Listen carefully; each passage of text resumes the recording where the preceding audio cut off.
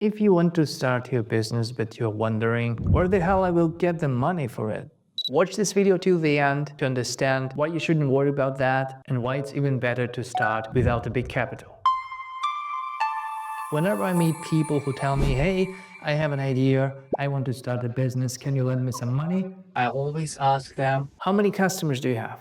What's the demand on your product? And instead of telling me how many clients they have, they start to tell me great stories about their products. They explain how they spent 2 years on a nutritious app with 0 users, or how they developed a prototype of a new type of electric scooter.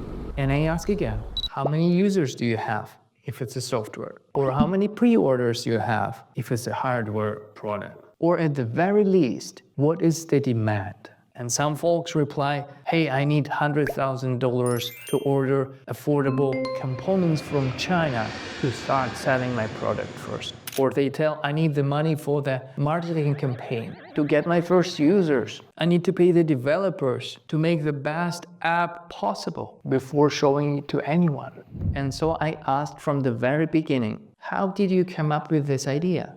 And if the answer is, oh, it just came into my head, then there is a cautious needed here. A new person who took $300,000 from the family for an idea that he believed in. And of course, he spent all the money. And the reason why I'm telling you that is because the real business never starts with a product. It starts with a demand.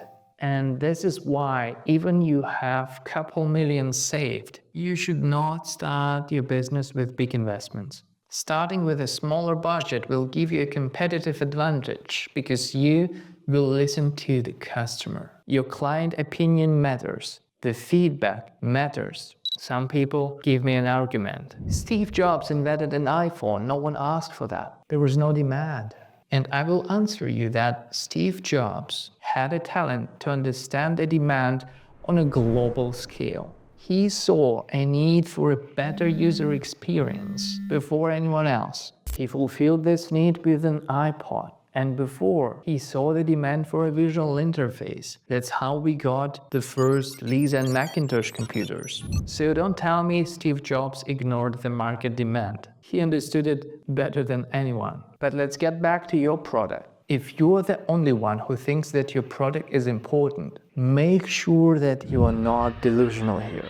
Do not focus on the product, focus on the demand.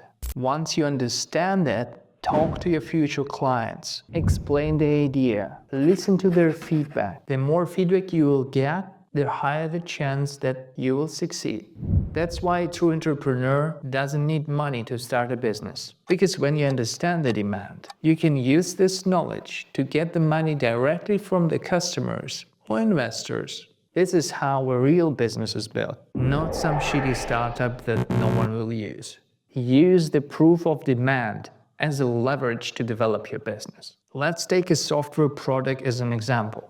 If people are asking for a solution for their specific problem, validate the demand before developing anything. How? Talk to them. And after that, convince your friend developer to build you the first prototype or use GPT and no coding tools. These days, it's possible to build a software prototype in less than 2 weeks. Onboard the first users and don't ask for payments yet. And then use the real data from real users to fix all critical bugs and improve the product. After that, introduce the first paid version. Now with paying users and proof of demand, you can leverage this data to get funding for faster scaling. Or even better, scale organically without any investors. This is how you build an anti-fragile, bulletproof business. If you have an idea to discuss, leave a comment down below. Stay profitable, your Coach Glenn.